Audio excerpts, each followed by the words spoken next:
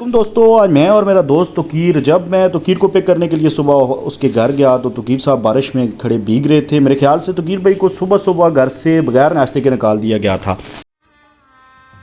गजब बेइज्जती है।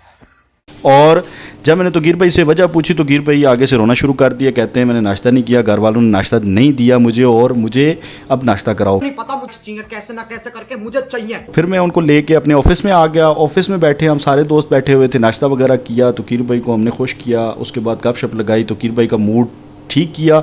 और हमारे साथ काजी उमैर साहब भी बैठे हुए थे। काजी उमैर एक जानी मानी हस्ती है रियल स्टेट की। और आज वो हमारे ऑफिस में आए और जब आके ये कहने लगे कि ये नाश्ते का टाइम तो नहीं 3 बजे का, लेकिन हमने कहा तोकीर साहब को सुबह नाश्ता ही नहीं मिला, इसलिए हमने आज इधर नाश्ता कराया है उसका। और इसके बाद आदिल ख़ान साहब भी साथ नाश्ता कर रहे थे। जो लेट उठते हैं वो तो लेट ही उठते हैं ना, सुबह उनकी 3 बजे होती है।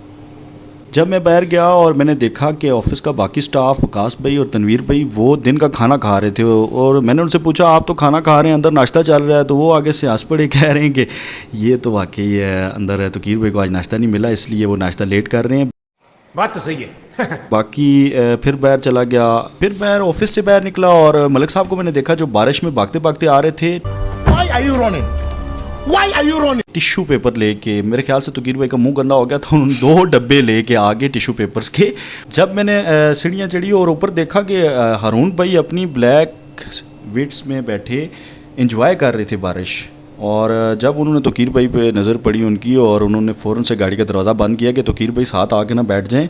तोकीर भाई को देख कर दरवाज़ा बंद किया। तोकीर भाई को बुरा तो लगा, लेकिन क्या करते हैं, गाड़ी उनकी अपनी है, साथ सिविक खड़ी थी तोकीर भाई की। तोकीर भाई बैठना चाहते तो अपनी सिविक पे जाके बैठ जाते, साथ आल्टो भी खड़ी थी तोकीर भाई की, लेकिन ये है कि वो बैठना शायद विट्स पे चाहते थे, लेकिन दरवाज़ा बंद हो गया। फिर मैं चला गया देसी ढाबा रेस्टोरेंट, जहाँ पर मैंने देखा एक वेटर जो भाप मुँह से निकाल रहा था। मेरे ख्याल से ठंड बहुत ज़्यादा थी और दिखाना चाह रहा था कि ठंड कितनी है। फिर उसके बाद हम हेड ऑफिस चले गए। हेड ऑफिस शाहीन इनक्लेव का जो मेन जीटी रोड पे वाक़ है, वहाँ पर हमने कोई फ़ाइल बनवानी थी। फ़ाइल बनवाने के लिए जब हम उधर गए और मेरे साथ मलिक बिलाल साहब भी थे, हम लोग ने उधर खूब इंजॉय किया। छत पे चले गए। छत पे मैंने देखा था एक कबूतर बैठा था, लेकिन कबूतर नहीं था, वो कौवा था।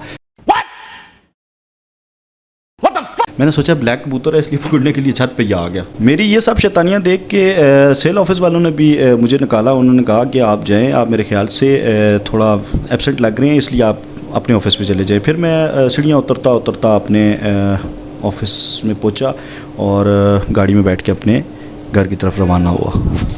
और अगर तुम लोग नए हो तो सब्सक्राइब करो, वो जो लाल वाला बटन है उस पर फूट फेंक के मारो या फिर मोमबत्ती, मुझे नहीं पता, बस क्लिक हो जाना चाहिए। अब मैं भी जा रहा हूं, मुझे पैसों के पीछे भागना है। बाय।